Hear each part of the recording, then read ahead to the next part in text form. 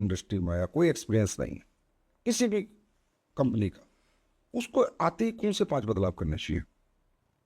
कोई भी सर अगर डायरेक्ट सेलर हमारे साथ नया आता है तो हम लोग उनको एक प्रोसेस में डालते हैं। अब वो प्रोसेस क्या है? सबसे पहला चीज़ है उसको प्लान करने आना चाहिए। एक तो इनिशियल स्टेज पे शुरुआती दौर में क्या होता है, अपलाइन साथ में जाके प्लान करते हैं, बट वो फ्यूचर नहीं है। फ्यूचर बनाना है तो जितना जल्दी हो सके आप उस संस्था के प्लान को सीख जाइए।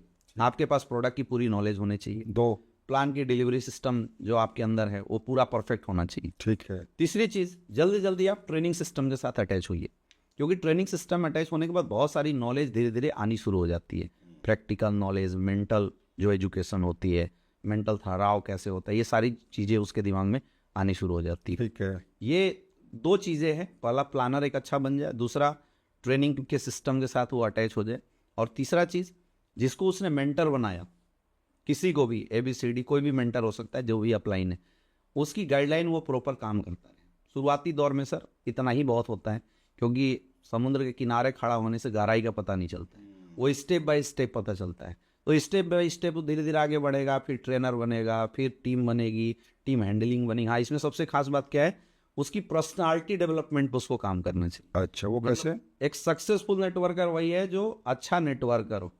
मतलब उसकी ड्रेस कोड अच्छी हो जानी चाहिए, उसका बोलने का तरीका वो बदलाव होनी चाहिए। Self grooming. हाँ, सेल्फ डेवलपमेंट सर बहुत ज़रूरी है। उसके लिए ट्रेनिंग्स, मीटिंग्स, कुछ किताबें पढ़नी आपने बताया कि कोई भी नया डायरेक्शनर आता है, प्लान देना सीखे, प्रोडक्ट की नॉलेज ले, ट्रेनिंग सिस्टम से जुड़ जाए, अपलाइन जो लेके आया उसको फॉलो करे, उसकी सारी बात माने और सेल्फ ग्रूमिंग करे, सेल्फ ग्रो करें, तो क्या फिर उसे सक्सेस मिल जाएगी? फिर उसको सक्सेस मिल ये जाए। बात अमित दुबे जी एक बहुत सक्सेसफुल व्यक्ति कह रहे हैं, तो 100% मिलेगी। जी जी। अमित सर, यहाँ भी लाखों लोग आते हैं, वैसे तो आपने देखा होगा, आप कोई फंक्शन करो तो फुल मोटिवेट, कोई ट्रेनिंग करो फुल मोटिवेट, और वो बातें करेंगे, सरअप करके दिखाएंगे, और जो कि ज़रूरत भी है, क्योंकि इस इंडस्ट्री में ज़्यादातर लोग आते हैं middle class, upper middle class या लोअर मिडिल क्लास, उनकी नीड्स भी हैं, उन्हें सक्सेस चाहिए भी, उन्हें पैसा भी चाहिए, लेकिन फिर भी यहाँ कुछ महीने टिकते भी हैं, कुछ रैंक भी कर लेते हैं फिर भी छोड़ देते हैं, कुछ लोग थोड़ा बड़ा रैंक कर लेते हैं फिर भी छोड़ देते हैं। तो ये ऐसा क्या होता है उनके साथ? ऐसे कौन से कारण बनते होंगे कि पैसे जैसे मैं था तो मेरे को ना पहला चेक आया था 900 रुपये का, तो मैंने उसी में अपनी तकदीर देख ली थी, यार जब 900 आ सकते हैं तो 90 लाख भी आ सकते हैं, और यहाँ लोगों को 50,000 भी आ जाते हैं, 15 भी, 20 भी, लाख भी, 5 लाख, 10 लाख, 20 लाख तक। चलो आप छोड़ देते हैं वो इंडस्ट्री, निकल जाते हैं। आपके अनुसार क्या कारण होना बनते हैं? सर इसका सबसे बड़ा कारण है लोगों के अंदर बिजनेस एटीट्यूड का डेवलप ना हो पाना। अब दुनिया के हर बिजनेस में जब कोई इंसान आता है तो उसको फाइनेंस मैनेज करना आना चाहिए। हमारे यहाँ मैंने फील किया कि जस्ट उल्टा है। दुनिया का हर व्यापारी जब धंधा करता है तो अपने धंधे की कमाई का 40 से 50% पैसा री इन्वेस्ट करता है, यानी अपने बिजनेस के डेवलपमेंट में करता है। हमने यहाँ क्या देखा कि जब एक डायरेक्ट सेलर हमारे यहाँ आता है और वो पैसे कमाता है तो वो क्या करता है, 100% कमाई उठा के घर परिवार में डाल देता है। मैंने एक चीज़ महसूस किया, जब लोग डायरेक्ट सेलिंग में नहीं आए तो 20,000 में उनकी परिवार चलती है, लेकिन यहाँ जब 1 लाख रुपए कमाने लगते हैं तो 50,000, 1 लाख रुपए उठा के पूरे परिवार को दे देते हैं। सही बात। अब सीधी सी फंडा है कि अगर हमने 1 लाख रुपए कमाया और हमने बिजनेस में 0 इन्वेस्ट किया तो फिर बिजनेस चलेगा कहाँ से? खत्म हो जाएगा। जैसे सर अभी आप बता रहे थे बड़े बड़े रैंक के लोग छोड़ के क्यों जा रहे हैं, और ये मतलब मेरा सर पर्सनल 11 साल का तजुर्बा है, और मैंने तो हमारी टीम में बहुत सारे ऐसे लोग हैं जो अच्छे रैंक पे जाने के बाद भी स्लो हुए हैं। इसका सबसे बड़ा कारण ही यही मैंने देखा कि लोग अपने फाइनेंस को नहीं मैनेज कर पाते, बड़े लेवल पे पैसा आता गया फेंकते चले गए। अच्छा, शुरुआती दौर में क्या होता है कि जैसे मैं हूँ तो मेरे अपलाइन को मेरे बिजनेस की जरूरत होती है, तो अपलाइन साथ में जोर लगाते जाता है तो बिजनेस निकल जाता है। लेकिन अगर मेरे अंदर बिजनेस एटीट्यूड नहीं आया तो मैंने तो वो डेवलपमेंट किया नहीं ना जो मुझे करना चाहिए था। अब एक दौर के बाद अपलाइन को मेरे बिजनेस की जरूरत होती है, वो खत्म हो जाती है, अपलाइन कहीं और जोर लगाता है, तो जो मेरी आदत थी वो गड़बड़ हो गई। तो मैं बिजनेस में जोर लगाने के लिए जो फाइनेंस था उसको जब प्रॉपर मैनेज नहीं किया तो मैं ग्राउंड में नहीं जाऊंगा, मैं लोगों से मिलूंगा नहीं, मैं ट्रेनिंग मीटिंग नहीं करूंगा। धीरे धीरे फिर बिजनेस जो यहाँ टॉप लेवल पे पहुंचा 40-50 हज़ार की चेक पे था, वो धीरे धीरे स्लो हो जाता है। इसका मैंने एक सोल्यूशन बताया जो सर मैं चाहूंगा कि आज लोगों को बताया जाए। दुनिया में बोला जाता है 6 बकेट फार्मूला आपको अपनाना चाहिए।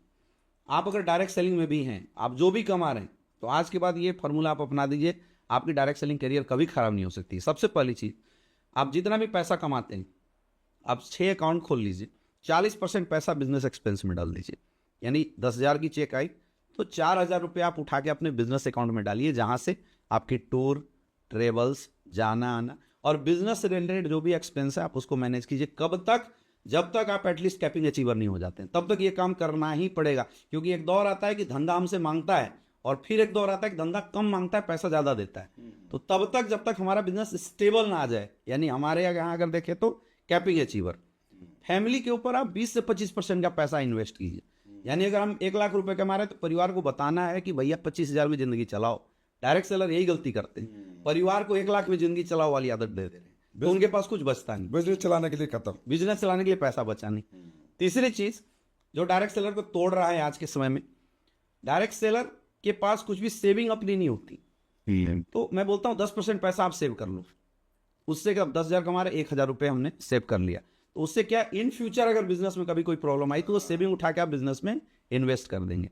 10% आप अपनी हेल्थ के लिए रखिए, क्योंकि कई जगह मैंने ऐसा भी देखा, सब कुछ अच्छा चल रहा था लेकिन उस घर में एकाएक किसी की प्रॉब्लम आई, 4-5 लाख रुपए खर्च हो गया, वो टूट जाता है। क्यों ऐसा हुआ? क्योंकि हमने प्री प्लान नहीं किया।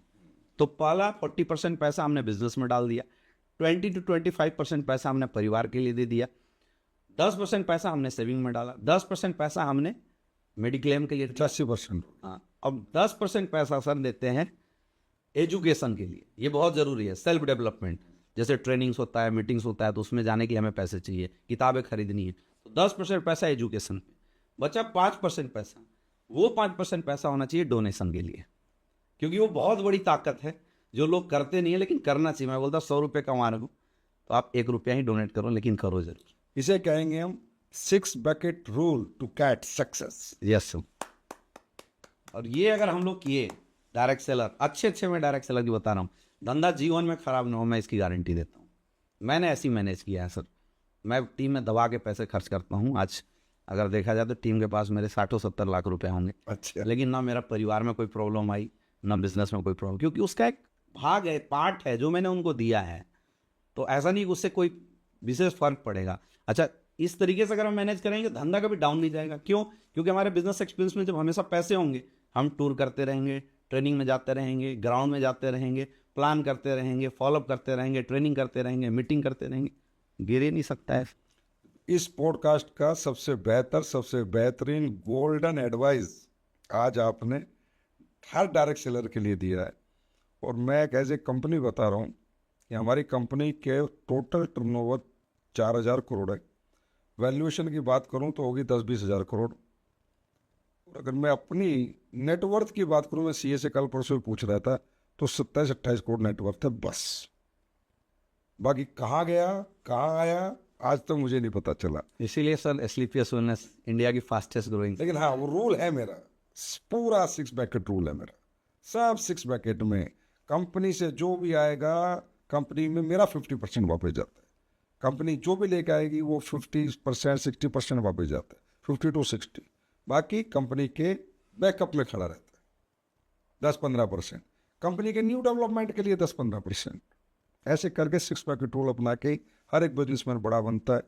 बहुत पते की बात है आपने मिंटू भाई बताई। हर डायरेक्ट सेलर सर अगर ऐसा सोचने लगे तो हर डायरेक्ट सेलर कंपनी जैसा बिजनेस खड़ा कर सकते लेकिन ये तो कहते हैं हम तो खर्चा नहीं करेंगे, हैं। आएगा लोग एम्प्लॉय मेंटेलिटी से सर काम कि करते जब आएगा तब लगाएंगे। तो मैं उन्हें कहता हूँ तुम नहीं लगाओगे, आएगा नहीं। हैं। लोग सर जो आएगा वो भी लगा दे तो भी बहुत है हमारी इंडस्ट्री के लिए।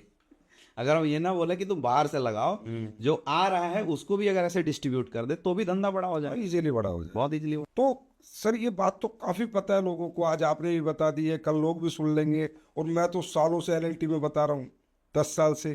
तो फिर ये खर्चा करते क्यों नहीं, होता क्यों नहीं, ये समझते क्यों नहीं? सर अप्लाई नहीं ऐसा है लोगों का, जैसा गुरु वैसा चेला। ऊपर से यही बातें बताई जाती है, नीचे लोग यही फॉलो करते हैं। तो अप्लाई नहीं, 6 बैकेट रूल नहीं अपना रहा तो डाउनलाइन कहाँ से अपनाए? ऊपर वाले अपनाने लगे, नीचे वाले में अपने आप ओपी होना शुरू हो जाएगा। अच्छा, जो अपना रहे हैं सर उनका बिजनेस हम देख सकते हैं कभी भी डाउन नहीं, जिन लोगों ने अपनाया। नहीं, प्रैक्टिकल बात है, मेरे पास तो सारा डाटा है कंपनी का, मैं तो सबको जानता हूँ, सारे लोगों के नेचर को जानता हूँ। महिपाल सर, एक्सपीरियंस पावर, उन्हें पता ही नहीं कि कितना गया और कितना आया है, लेकिन उनका भी वो 6 बैकेट रूल है। रामदेव सर, शिव कुमार सर, ये जितने भी सीनियर लीडर, इनका सबका 6 बैकेट रूल है। और इसी 6 बैकेट